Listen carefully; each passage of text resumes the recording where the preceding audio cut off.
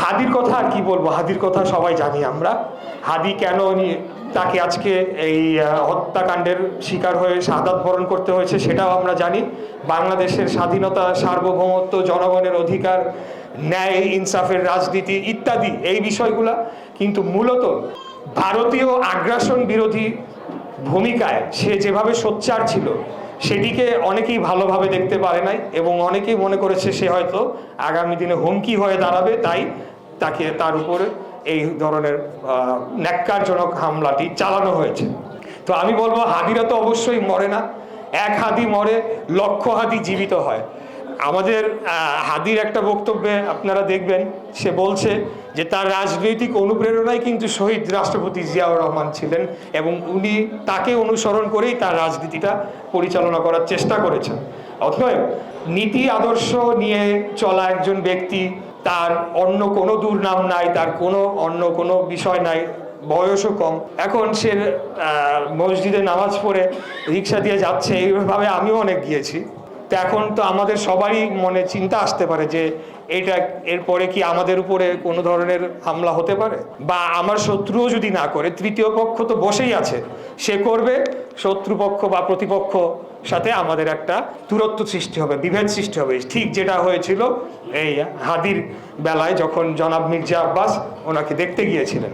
প্রথম কিছু ক্যান্ডিডেট বা অনেকে কিছুটা ভীত সন্ত্রস্ত হয়েছিলেন, তা আমি তাদেরকে আশ্বস্ত করেছি, এবং আমাদের দল থেকেও বলা হয়েছে আমরা এই আওয়ামী সন্ত্রাসীদেরকে অবশ্যই কিভাবে রুখতে হয় সেটা তো 24-এর গণঅভ্যুত্থানে দেখা হয়েই গিয়েছে। বিগত 17 বছর ধরে আমরা কিভাবে করে এসেছি সেই ব্যাপারে আমরা অত্যন্ত সজাগ এবং সচেতন রয়েছি। বাংলাদেশের মাটিতে আওয়ামী লীগ সন্ত্রাসীদেরকে কোনো সুযোগ দেয়া যাবে না, কোনো ধরনের।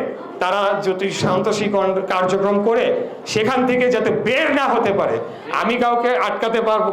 আমার সিকিউরিটির মালিক মহান আল্লাহ তাআলা। পৃথিবীর ইতিহাসে বলে আমেরিকার প্রেসিডেন্টকেও আততায়ীর হাতে নিহত হতে হয়েছে। অতএব কেউ যদি কাউকে ওইভাবে টার্গেট করে, এটা খুব ডিফিকাল্ট, বিশেষ করে রাজনীতিবিদদের জন্য।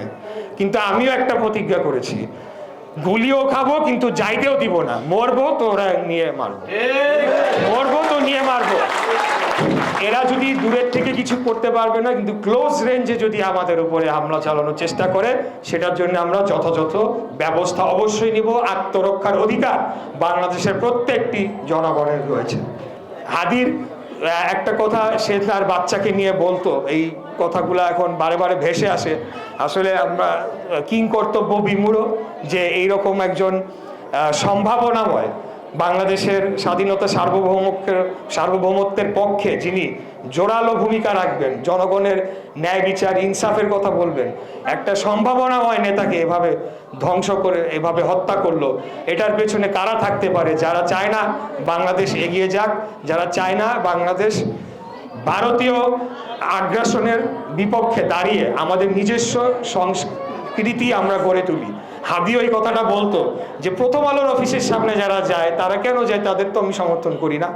দরকার হলে আপনি আরে 10টা প্রথম আলো বানানোর চেষ্টা করেন, সেটার মাধ্যমে আমাদেরকে জবাব দিতে হবে। গণ অভ্যুত্থান পরবর্তী সময়ে গণ অভ্যুত্থানের যারা শক্তিরা আমরা রয়েছি, আমাদেরকে এক এবং ঐক্যবদ্ধ থাকতে হবে জাতীয় ইস্যুতে, জাতীয় নিরাপত্তা ইস্যুতে। এবং জাতীয় নিরাপত্তা ইস্যুর সাথে যেহেতু সংগঠন হিসেবে আওয়ামী লীগের দায় রয়েছে, এই বিষয়ে আমাদের কোনো ধরনের আপোষ করা যাবে না। আমাদের এই বিষয়ে সজাগ থাকতে হবে।